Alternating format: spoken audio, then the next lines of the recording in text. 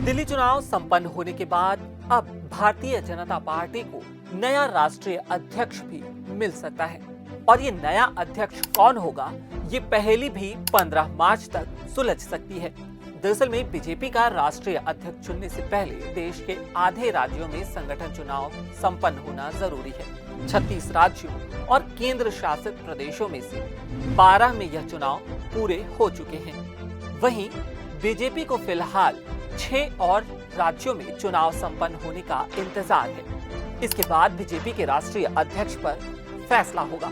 भाजपा फिलहाल तमिलनाडु, पश्चिम बंगाल, उत्तर प्रदेश, असम और गुजरात में संगठन चुनावों पर ध्यान दे रही है, क्योंकि इन सभी राज्यों में अगले साल विधानसभा चुनाव होने वाले हैं। वैसे ज्यादातर राज्यों के बीजेपी प्रमुखों को राष्ट्रीय अध्यक्ष के लिए संभावित नाम देने को कह दिया गया है, लेकिन बीजेपी का राष्ट्रीय अध्यक्ष बनने की होड़ में कई बड़े नाम शामिल हैं। इनमें एक नाम मध्य प्रदेश के पूर्व मुख्यमंत्री और वर्तमान में कृषि मंत्री शिवराज सिंह चौहान का भी है।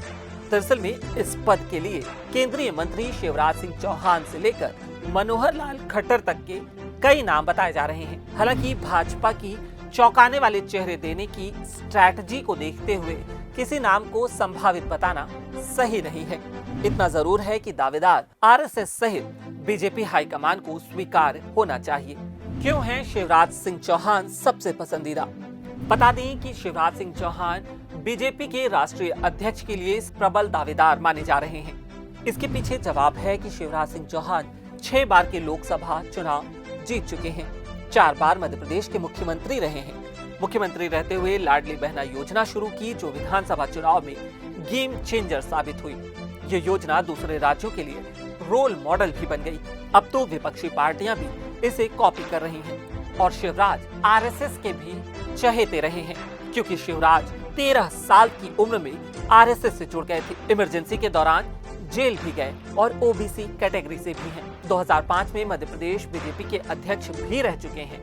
उनके नाम पर मोदी शाह के पास कोई नेगेटिव पॉइंट नहीं है।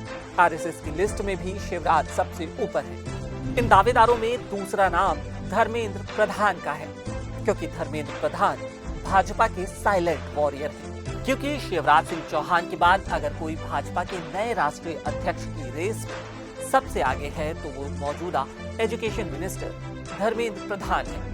प्रधान ओडिशा से आते हैं। एबीवीपी से पॉलिटिकल करियर शुरू करने वाले प्रधान 2010 में बीजेपी के राष्ट्रीय महासचिव रहे हैं। 2 बार लोकसभा और 2 बार राज्यसभा सांसद भी रहे हैं। 2022 में यूपी विधानसभा चुनाव से पहले बीजेपी ने 8 मंत्रियों की टीम बनाई थी।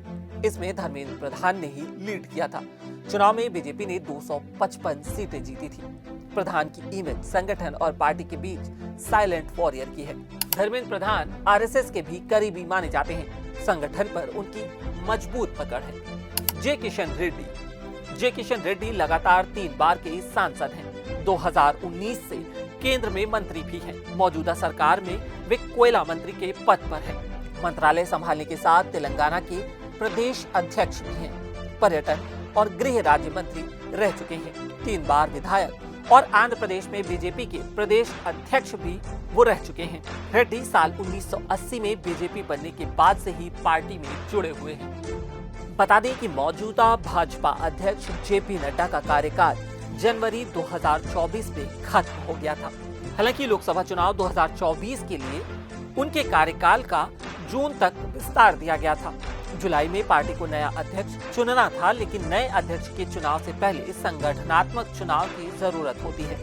इसमें 6 महीने का समय लगता है, इसलिए जून में नड्डा का कार्यकाल 6 महीने और बढ़ा दिया गया था। हालांकि 6 महीने का इंतजार अब 8 महीने में तब्दील हो गया है।